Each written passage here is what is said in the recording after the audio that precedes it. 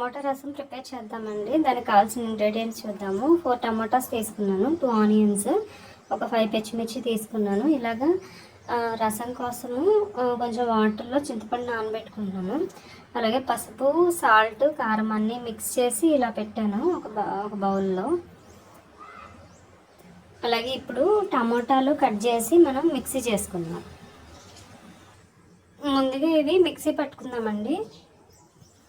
ఇలాగ టమాటాలని మనము మిక్సీ పవర్ ఆఫ్ అయింది కాబట్టి ఇలాగా చేత్తో అయినా స్మాష్ చేసేసుకోవచ్చండి. ఇప్పుడు దీన్ని చేత్తో స్మాష్ చేసుకున్న తర్వాత టమాటాలని ఇవి తీసి మనం ఆల్రెడీ చింతపండు పులుపు నానబెట్టుకున్నాం కదా, అది తీసేస్తాను. చింతపండు పులుపు తీసేసి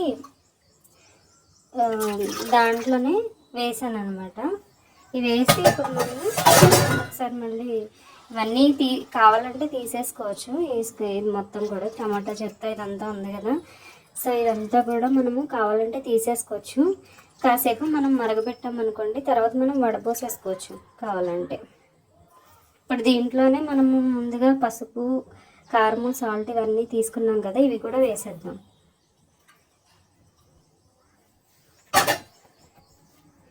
వేసేసి దీన్ని స్టవ్ మీద పెట్టుకుందాం.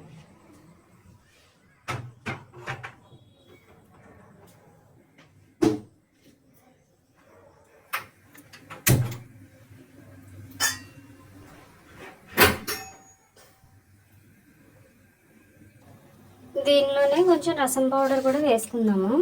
రసం పౌడర్ ఆల్రెడీ మనం బయట తీసుకున్నది ఏది, లేకపోతే రసం పౌడర్ మసాలా కూడా చేసుకోవచ్చు. లైక్ ధనియాలు, జీలకర్ర, మిరియాలు ఇవన్నీ వేసుకుని చేసుకోవచ్చు. అలా కాకుండా ఇది రసం పౌడరు బయట దొరుకుతుంది. దీంట్లో కూడా ఇంగ్రీడియంట్స్ ఇక్కడ ఉంటాయి చూడండి. ఒకవేళ బయట తీసుకుంటే సేమ్ అవే ఉంటాయి. దీంట్లో కొంచెం రసం పౌడర్ వేస్తున్నాను.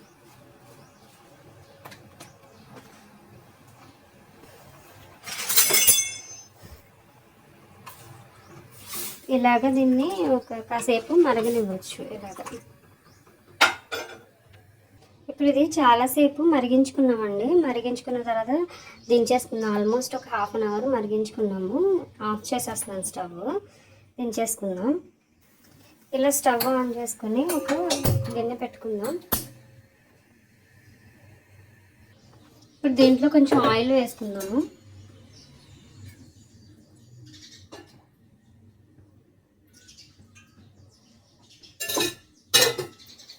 ఆయిల్ వేసుకున్నాక మనము తాలింపు ఇవన్నీ తీసి పెట్టుకున్నాం కదా, ఇలాగా ఆవాలు, జీలకర్ర, ఎండుమిర్చి, గార్లిక్, అలాగే కరివేపాకు ఇవన్నీ కూడా వేసుకుందాం.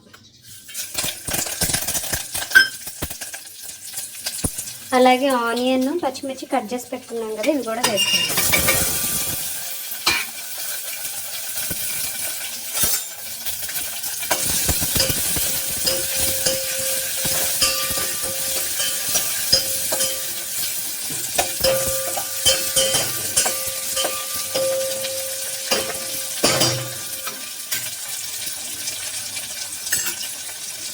ఇది ఇలాగా వడపోసేసుకున్నామండి. టమాటా ఇవన్నీ కూడా గుజ్జు ఇదంతా ఉంది కదా, ఇవంతా కూడా వడపోసేసుకుని ఇలాగ రసం దాకా ప్లెయిన్గా చేసుకున్నాం.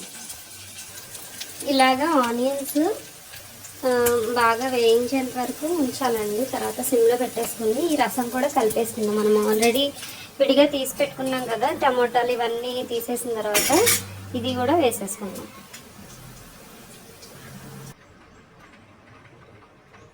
ఇలాగా వేసేసుకుని కాసేపు మరగనిద్దాం.